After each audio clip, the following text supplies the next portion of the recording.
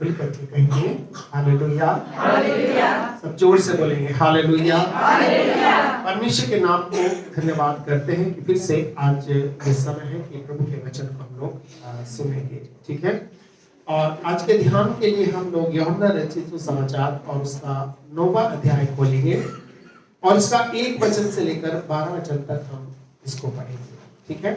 यूहन्ना रचित सुसमाचार और उसका 9 अध्याय और उसका 1 वचन से लेकर 12 वचन तक हम इसको पढ़ेंगे। और ये पेज का नंबर 144 नंबर का पेज है। जिनके पास इस तरह की ये बाइबल है तो इसको हम लोग निकालेंगे और देखेंगे कि परमेश्वर जो है आज इन वचनों के द्वारा किस प्रकार से हम सबसे बोलता है और बात करता है, ठीक है। यूहन्ना रचित सुसमाचार जो है ये अपने में एक बहुत ही महत्वपूर्ण सुसमाचार है। और मैंने आपको बताया यूहन्ना यीशु मसीह का वो चेला था जो यीशु के बड़ा करीब रहने वाला चेला था, ठीक है। यीशु के बहुत करीब वो रहता था और इसलिए यीशु की बहुत सारी गहरी बातों को वो जानता था जो दूसरे लोग यीशु की बातों को नहीं जानते थे। हालेलुया। और इसलिए जब हम इसको पढ़ते हैं तो यहाँ पर हम एक व्यक्ति के बारे में पढ़ते हैं और ये व्यक्ति कौन है? अंधा व्यक्ति है। कैसा है? अंधा है, ठीक है। 2 तरह के अंधे लोग होते हैं। एक तो वो होते हैं जो बचपन से ही अंधे पैदा होते हैं और एक अंधे वो लोग होते हैं जो बीच में कोई आंख में चोट लगने से या किसी और कारण से उनकी आंखों की रोशनी चली जाती है, ठीक है। तो यहाँ पर एक व्यक्ति के बारे में लिखा है बाइबल में। यीशु मसीह जो है वो यहाँ पर एक स्थान पर मौजूद है और इस जगह पर क्या है? यहाँ पर एक बहुत बड़ा चर्च समझ सकते हैं आप, एक आराधनालय है। इस आराधनालय में बहुत सारे लोग आते हैं। इस आराधनालय में बहुत आराधना होती है और ये आराधनालय एक ऐसी जगह है जहां पर यहूदी लोग मिलकर के परमेश्वर की आराधना करते हैं। और इस जगह पर जो है एक व्यक्ति है और ये व्यक्ति जो है आंखों से देख नहीं सकता। यीशु मसीह भी परमेश्वर की आराधना करने के लिए उसके भवन में जाया करता था क्योंकि यीशु को मालूम है कि शक्ति और सामर्थ और आशीषों का स्रोत परमेश्वर का भवन ही है।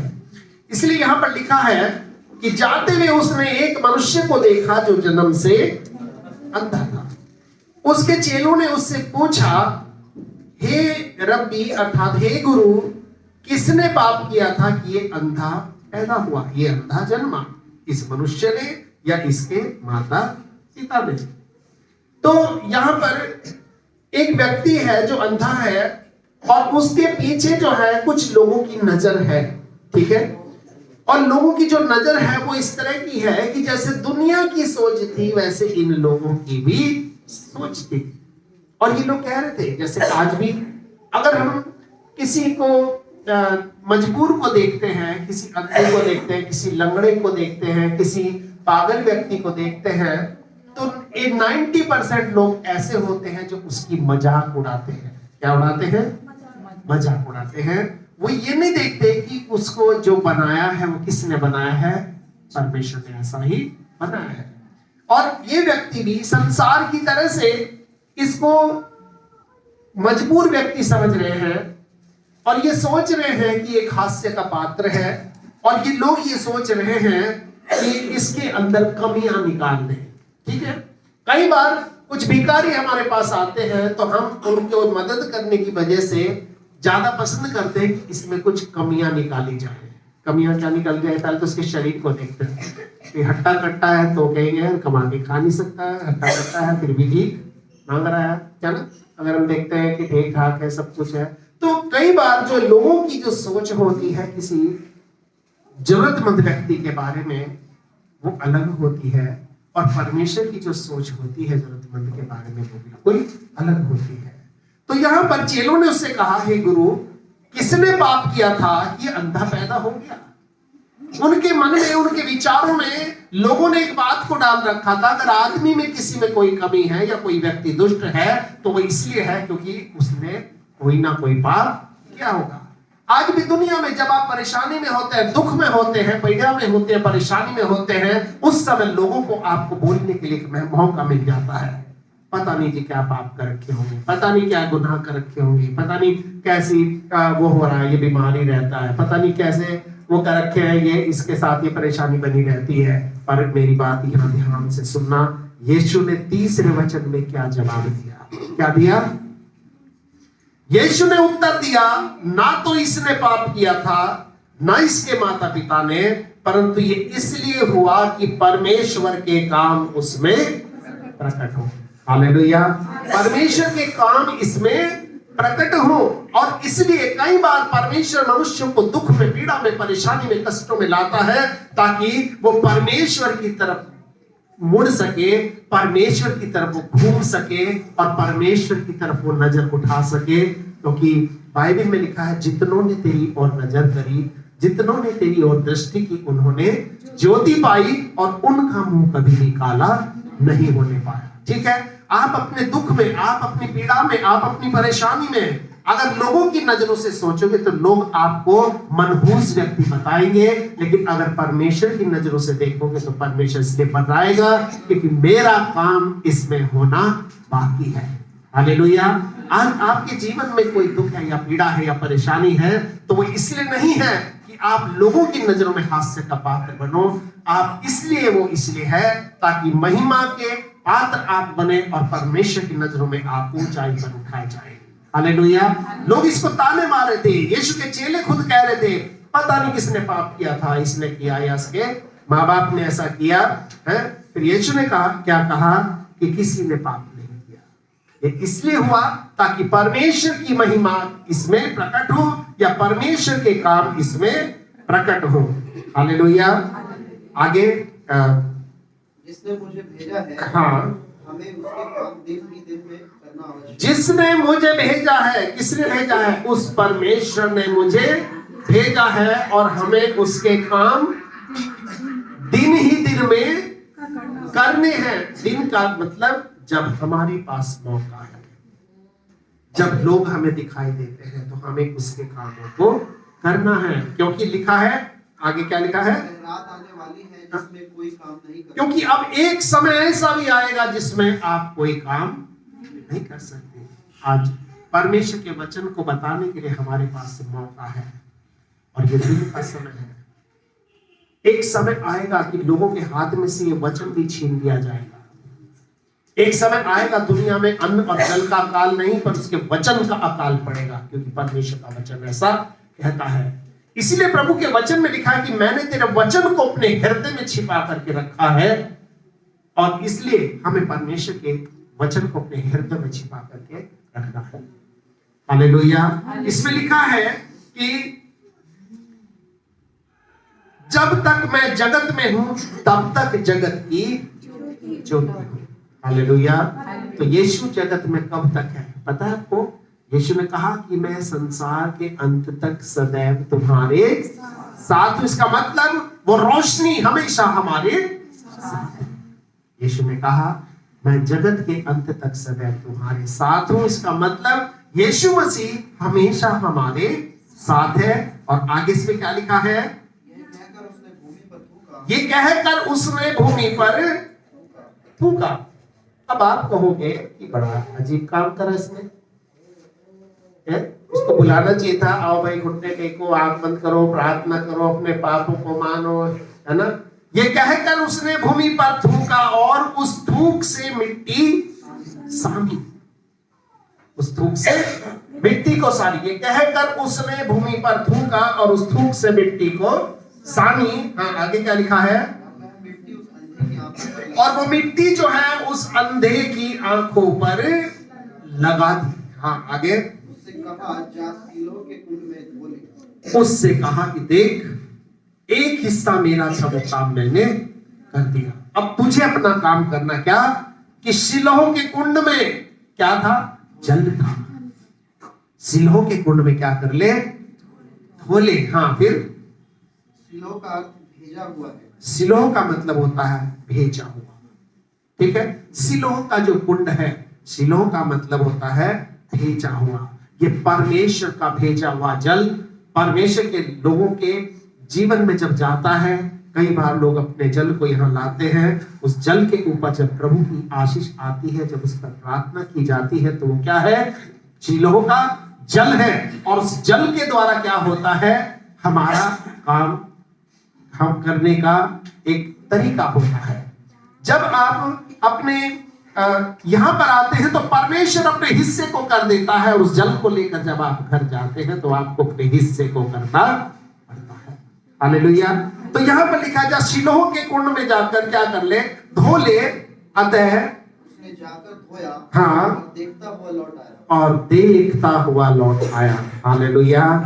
हाँ, आगे क्या लिखा है? तब पड़ोसी और जिन्होंने पहले उसे भीख मांगते देखा था, तब पड़ोसी और जिन्होंने पहले उसे भीख मांगते देखा था कहने लगे, क्या यह वही नहीं हाँ, जो बैठा भीख मांगा करता था? यानी कि वो ये इस बात से खुश नहीं थे कि अब ये देखने लगा है, ये इस बात से दुखी थे कि देखो पहले तो बैठ कर भी यहाँ क्या करता था? भीख मांगता था, हमारे ऊपर डिपेंड रहता था।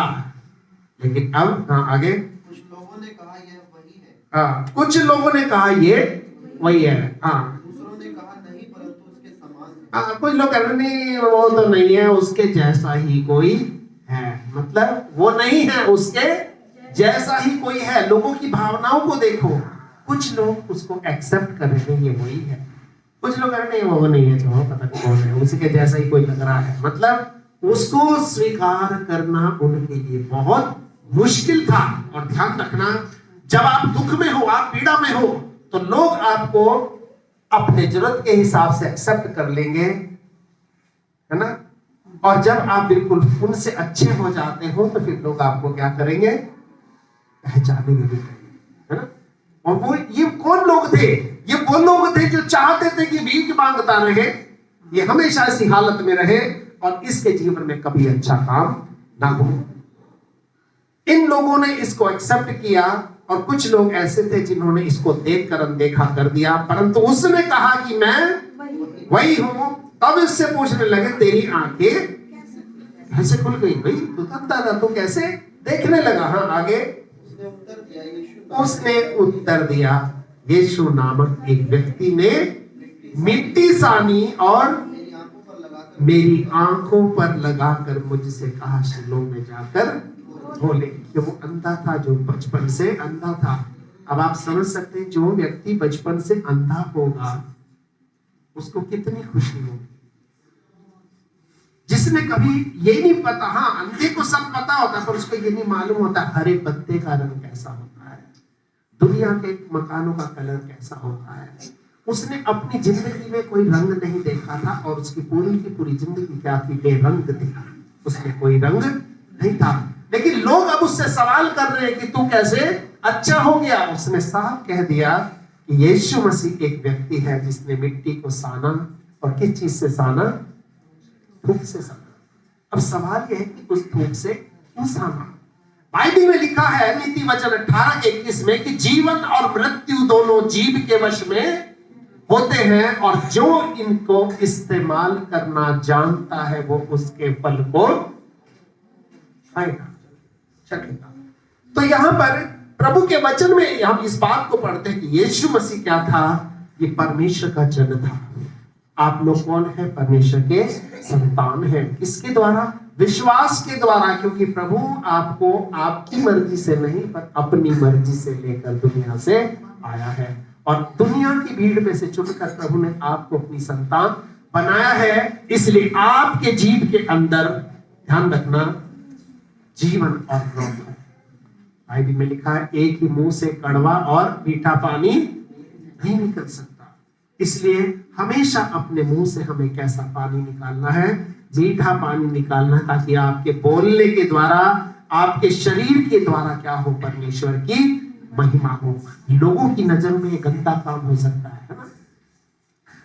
लोगों की नजरों में तो गंदा काम था ना, थूका, थूक से मिट्टी में कर दी, मेरी आंखों पे लगा दी, है ना।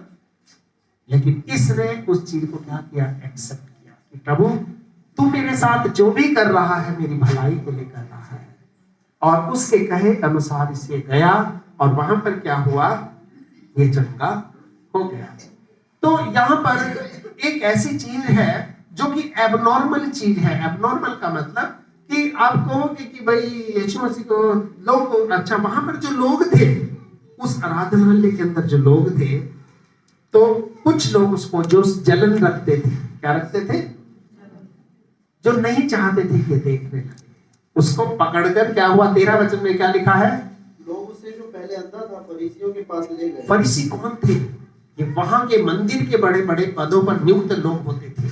और ये फरीसी लोग वो होते थे, वो छोटा चर्च नहीं होता था, वो आराधनालय ऐसा होता था जिसमें कई कई हजार लोग एक बार बैठ करके परमेश्वर की आराधना क्या करते थे। तो उसमें एक बहुत बड़ी टीम होती थी जो लोगों को संभालती थी, लोगों का ध्यान रखती थी।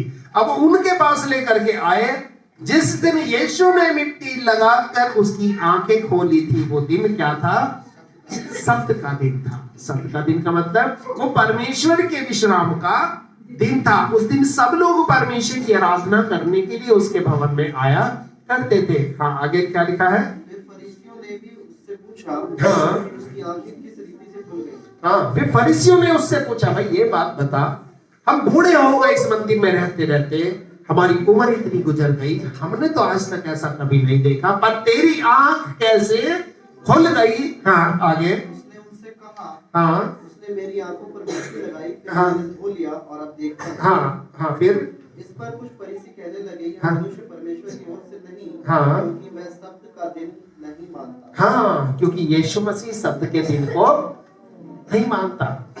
शब्द का दिन का मतलब, कुछ लोगों में आज भी ये धारणा है कि शनिवार को हमें आराधना या प्रार्थना करनी चाहिए, है ना। उसको क्या बोलते थे यहूदी लोग, शब्द का दिन। लेकिन यीशु मसीह उसको नहीं मानता था। उन्होंने यीशु मसीह के ऊपर दोष लगाया कि ये व्यक्ति परमेश्वर की ओर से नहीं है, यानी कि वो उसको उस प्रभु के स्थान से क्या कर रहे हैं, अलग कर रहे हैं। कई बार ऐसे ऐसे जगह में आज लोग प्रभु की आराधना करने जाते हैं कि जहां पर लोग उनको देखते हैं कि अब आगे बढ़ रहा है, तो उसको पीछे हटाकर बाहर की तरफ कर देते हैं ताकि वो उनके किसी काम में रुकावट ना बने। लेकिन ये व्यक्ति यीशु मसीह है जो परमेश्वर के काम को परमेश्वर के भवन के पास कर रहा है। हालेलुया। फिर आगे क्या लिखा है, हाँ, इस पर कुछ फरीसी कहने लगे, हाँ, यह मनुष्य परमेश्वर की ओर से नहीं, क्योंकि वह सब्त का दिन नहीं मानता। हाँ। दूसरों ने कहा, पापी मनुष्य ऐसे चिन्ह कैसे दिखा सकता है। हाँ, मतलब दो डिवीजन हो गए लोगों में। एक कह रहे हैं कि भाई तो आदमी लग नहीं रहा है परमेश्वर की ओर से हो, और दूसरे कहने लगे भाई अगर ये परमेश्वर की ओर से नहीं है, अगर ये पापी मनुष्य है, तो वो ऐसे चिन्ह कैसे दिखा सकता है। हाँ, आगे, अतः उनमें फूट पड़ गई। और उनमें क्या हो गया, फूट पड़ गए। इसका मतलब कुछ लोग यीशु के साथ थे और कुछ लोग यीशु के खिलाफ थे। हालेलुया। हाँ, आगे क्या लिखा है, उन्होंने उस अंधे से कहा, हाँ। उसने तेरी आंखें खोली हैं, हम्म, तू उसके विषय में क्या कहता है। हाँ, उसने कहा, वह भविष्यवक्ता है। हाँ भाई, वो तो कोई बहुत ही बड़ा प्रभु का जन है, वो ये कह सकते, परंतु हाँ, परंतु यहूदियों को विश्वास न हुआ। लेकिन यहूदियों को विश्वास ना हुआ। उन्होंने फिर दूसरी बार इंक्वायरी भेजी। कहाँ भेजी, हाँ, और ना हुआ कि वह अंधा था, हाँ, अब देखता है। जब तक उन्होंने उसके जिसकी आंखें खुल गई थी माता पिता को बुलाकर। अब उसके माता पिता को बुलाया गया, भाई इसके माँ बाप को बुलाओ, जरा एक बार पक्का करो, क्योंकि वो यीशु के काम को गलत साबित करना चाहते थे। उनसे ना पूछा, क्या यह तुम्हारा पुत्र है, हाँ। जिसे तुम कहते हो कि अंधा जन्मा था, हाँ। फिर अब वह कैसे देखता है। फिर अब ये कैसे देखता है। हाँ, उसके माता पिता ने उत्तर दिया, हम तो जानते हैं कि यह हमारा पुत्र है और अंधा जन्मा। हाँ, हम एक बात जानते हैं कि ये हमारा अपना बच्चा है, ये बचपन से अंधा था लेकिन अब ये देखता है। हाँ, आगे, परंतु हम यह नहीं जानते कि हम कैसे पर हमें ये नहीं मालूम कि ये कैसे देखता है। हाँ, और न यह जानते हैं कि किसने इसकी आंखें खोली। हाँ, आगे, वह सयाना है, उसी से पूछ लो। हाँ भाई, वो समझदार है, वो बड़ा हो गया है, आप उससे पूछ लो। हाँ, वह अपने विषय में आप कह देगा। हाँ, वो अपने विषय में आप कह देगा। ये ठीक, बातें उसके माता पिता ने इसलिए कही हाँ। क्योंकि वे यहूदियों से डरते थे, हाँ। क्योंकि यहूदी एकमत हो चुके थे हाँ। कि यदि कोई कहे कि वह मसीह है, हाँ। तो आराधनालय से निकाला जाएगा। हाँ, अगर कोई कहे कि मैं मसीह हूं तो आराधनालय से निकाला जाएगा। इसका मतलब कि अच्छे लोगों को ये लोग पसंद नहीं करते थे। और इसीलिए ये जो वचन है आज हमें कुछ बातें हैं जो ये बताता है। और शॉर्ट में हम जाएंगे 34 वचन को एक बार पढ़ लेंगे। इसमें क्या लिखा है? उन्होंने उसको उत्तर दिया, तू तो बिल्कुल पापों में जन्मा ये अंधे को कह रहे हैं। हाँ, तू हमें क्या सिखाता है? हाँ। उन्होंने उसे बाहर निकाला। और उन्होंने उसे बाहर निकाल दिया। भाई तू हमारे पास आने के काबिल नहीं है। इसलिए ये व्यक्ति जो है ये अंधा है। इस अंधे व्यक्ति के पास में क्या है? इसके जीवन में समस्या ये थी कि अंधा था और अंधे होने के नाते ये क्या करता था? वो पहले भीख मांगता था।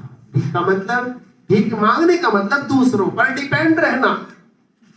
और लोग ये चाहते थे ये भीख मांगता रहे, हम पर डिपेंड रहे, हमारे आगे हाथ जोड़ता रहे, लेकिन वो कभी नहीं चाहता था कि आंख खोल करके देखे, चले इसके जीवन में क्या हो, तरक्की हो। इन लोगों ने क्या किया? अगर ये ठीक हो गया तो लोगों को ये बात बर्दाश्त नहीं थी। यहाँ पर प्रभु का वचन हमें ये बताता है कि आपकी जो हालत है उसको देख करके लोग आपके लिए बातें बनाएंगे, और जब आपकी हालत ठीक हो जाएगी तो भी वो आपसे खुश नहीं रहेंगे, और आप अच्छे रहोगे तो भी वो आपसे खुश नहीं रहेंगे। आपको वो करना है जो परमेश्वर आपसे करने के लिए कहता है, और परमेश्वर की कैसी भी बात क्यों ना हो उसको आपको एक्सेप्ट करना ही है। क्योंकि इसमें लिखा है, ये कह सकता था कि प्रभु ऐसा कर दो, बस थोड़ा सा हाथ रख के दुआ कर दो। यीशु ने बहुत लोगों के लिए प्रार्थना भी करी, लेकिन उसने क्या किया? मिट्टी में थूका, क्योंकि उस थूक के अंदर भी क्या थी? आशीष थी। एक स्त्री ने जो जिसको लहू बहने का रोग था, उसके वस्त्र को छुआ, उसके वस्त्र में भी क्या थी? आशीष थी। उसका लहू जो कलवरी के क्रूस पर बहा, उसमें भी क्या थी? सामर्थ्य थी।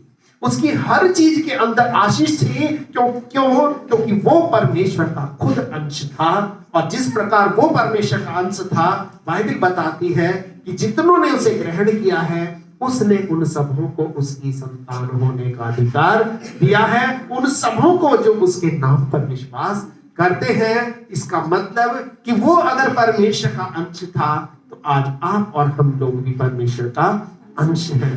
हमारे हर चीज में सामर्थ्य होगी, हमारी हर चीज में बरकतें होंगी, और वो इसलिए होंगी क्योंकि संसार हो सकता है उस चीज को एक्सेप्ट ना कर सके, संसार उस चीज की बुराई करेगा, लेकिन आपको पूरे हृदय से ये मानना है कि प्रभु तू मेरे लिए जो करेगा वो सबसे अच्छा होगा।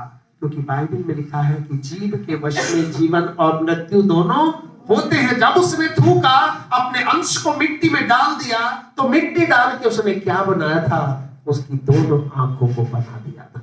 हालेलुया। उसकी दोनों आंखों को उसने तैयार कर दिया था।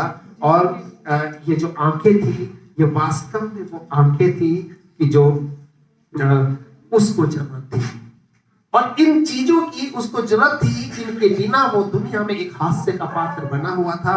लेकिन लोगों को ये मंजूर नहीं था कि ये हमारे जैसा काम ना करे।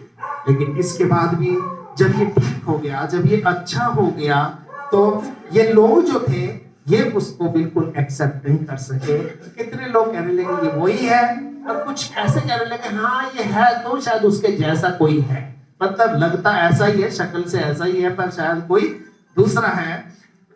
वो इसलिए क्योंकि वो अपने हिसाब से चाहते थे कि वो चले। आज दुनिया में लोग चाहेंगे कि आप उनके हिसाब से चलो, लेकिन आपको किसके हिसाब से चलना है? परमेश्वर के हिसाब से चलना है। हालेलुया। आपके जीवन के अंदर जब कमियां होंगी, जब परेशानियां होंगी, तो लोग आपके अंदर से कमियां निकालना शुरू कर देंगे, है ना? पता नहीं क्या गुनाह करे हैं जी, ये बीमार रहता है, पता नहीं क्या इसने पाप कर दिया, ये ऐसे रहता है। लेकिन ध्यान रखना, हमारे साथ अगर कुछ भी हो रहा है तो हमारी नहीं, वो परमेश्वर की मर्जी से हो रहा है, और उसके द्वारा परमेश्वर अपनी महिमा को हमारे जीवन से लेना चाहता है, और दूसरों को ये बताना चाहता है कि मैं आज भी इनके लिए काम करने के लिए दुनिया में जिंदा हूं। क्योंकि यीशु ने कहा कि जब तक जगत में रोशनी है, जब तक जगत में दिन है, तब तक सब लोग काम कर सकते हैं। और आगे यीशु कह रहा है कि मैं जगत की, इसका मतलब हमारे काम करने के लिए कभी भी अंधेरा नहीं है। हालेलुया। हमारे काम करने के लिए कभी अंधेरा नहीं है, हमारी प्रार्थना करने के लिए कभी भी अंधेरा नहीं है। और इसलिए चूंकि यीशु हमारे साथ है, एक दिन नहीं, बाइबल में लिखा है कि मैं जगत के अंत तक सदैव तुम्हारे साथ हूँ। इसलिए अपनी परेशानी में, अपने दुखों में, अपनी पीड़ाओं में, अपनी परेशानियों में जब कभी परमेश्वर के चरणों में हम बैठेंगे, उसकी बातों को मानेंगे, उसके आवाज को सुनेंगे, उसके वचन को सुनेंगे। और ये वचन कहां से? प्रभु के मुंह से निकलता है। ये वचन कहां से निकला है? परमेश्वर के मुंह से निकलता है। और परमेश्वर के मुंह में क्या है? आशीष है। उसके वचन के अंदर आशीष है, क्योंकि बाइबल में लिखा है कि आदि में वचन था, वचन परमेश्वर के साथ था और वचन ही परमेश्वर था। और वचन दुनिया में आया और वचन देहधारी हुआ और हमने उसकी ऐसी महिमा देखी जैसे पिता के इकलौते की महिमा। इसका मतलब ये वचन, यीशु मसीह कौन है? ये वचन है। यीशु मसीह कौन है? वचन है। वचन का मतलब जो बोला वैसा ही हो गया। आज वही वचन हमारे मुंह के अंदर है, हम जैसा भी कहेंगे वैसा ही हो जाएगा, क्योंकि हम सब लोग कौन है? परमेश्वर की संतान है, उसका अंश हमारे अंदर है। कई बार दुनिया में कई चीजों के लिए परमेश्वर के कुछ तरीके हैं जिनके द्वारा वो लोगों को चंगा करता है। यीशु मसीह हर के लिए प्रार्थना नहीं करता था, कुछ को तो डायरेक्ट बोलता था उठ और अपनी खाट उठा और चल, फिर वो चलने लग जाता था। इसकी कुछ बात ऐसी थी जिसके लिए उसने मिट्टी को साना, थूका या अपने थूक को इस्तेमाल किया, अपने अंश को उसने मिलाया ताकि उसके जीवन के अंदर उसका अंश पहुंच जाए और जो चीज बनी नहीं है इसके जीवन में वो चीज एक बार बन जाए। हालेलुया। इसलिए आपको अपने जीवन में ये निराश होने की जरूरत नहीं है कि लोग आपके बारे में क्या कहते हैं। आप मंदिर के बाहर हो या अंदर हो, इससे कोई फर्क नहीं पड़ता है। पर परमेश्वर का वचन है, जब इसके जीवन में काम हुआ तो परमेश्वर ने इसकी कलीसिया को ही बदल दिया। हालेलुया। क्या बदल दिया? उन्होंने तो बाहर निकाल दिया, पर दूसरी जगह जो परमेश्वर ने इसके लिए ठहराई थी वहां पर परमेश्वर ने इसको क्या कर दिया? भेज दिया। कहां भेज दिया? यीशु मसीह के पास भेज दिया। हालेलुया। इसलिए मैं आपको ये बताना चाहूंगा कि परमेश्वर ने अगर आपको चुना है तो आप एक साधारण व्यक्ति नहीं है। परमेश्वर ने अगर आपको दुनिया की भीड़ से चुना है तो आपके अंदर कुछ ऐसा है जिसके कारण से परमेश्वर ने हाथ को बढ़ाया है और आपको संसार की भीड़ से बाहर निकाला है। आपके जीवन में परमेश्वर अपनी इच्छा को पूरी करना चाहता है और शत्रु भी आपके जीवन में अपनी इच्छा को पूरी करना चाहता भी। हमने भजन संहिता में पढ़ा था कि तुम उसको उसके शत्रुओं की इच्छा पर ना छोड़। और हमने पढ़ा था कि क्या ही धन्य है वो जो कंगाल की सुधि रखता है और विपत्ति के दिन यहोवा इसको बचाएगा। ये भिखारी था, कंगाल था, ठीक है। आपने कभी नहीं देखा होगा किसी भिखारी के गले में कोई हाथ डाल के चल रहा है। क्यों? लोग उससे दूर रहते हैं। लोग सोचते हैं लोग क्या कहेंगे कि इस कंगाल के साथ जा रहा है। आप समझ रहे हो मेरी बात को? इसलिए ये भिखारी व्यक्ति कौन था? इसके साथ कोई नहीं खड़ा था, लेकिन जिसके साथ कोई नहीं था उसके साथ यीशु आकर के खड़ा हुआ और सबसे पहले इसकी स्थिति को बदल दिया, इसके जीवन को बदल दिया। अब ये अंधा नहीं था, अब ये भीख मांगने वालों में नहीं था, अभी एक नॉर्मल व्यक्ति था। इसलिए परमेश्वर आपके जीवन को आशीषित करेगा, अपनी बरकतों से भरेगा और शर्त यह है कि आपको प्रभु की आज्ञा को मानना है। जो आपसे कहता है वैसा आपको करना है। यीशु मसीह ये नहीं कहेगा कि जाओ पहाड़ पे जाओ, आप बंद करो, प्रार्थना करो, कूद जाओ, ऐसा नहीं बोलेगा। यीशु मसीह दो चीज आपसे चाहता है। सबसे पहली चीज ये चाहता है कि तू अपने परमेश्वर को अपने सारे मन से, सारी शक्ति से, सारे प्राण से क्या करना? प्रेम करना। और दूसरी बात वो चाहता है कि तू अपने पड़ोसी से अपने समान प्रेम करना। और यही दो चीज परमेश्वर हमेशा आपसे चाहेगा। जब परमेश्वर से प्रेम करते हैं तो परमेश्वर की संगति में हम रहना चाहते हैं। जब हम अपने पड़ोसी से प्रेम करते हैं, हम अपने पड़ोसी की हमेशा भलाई को चाहते हैं। इसी तरह से ये व्यक्ति कौन था? ये इन लोगों का पड़ोसी था।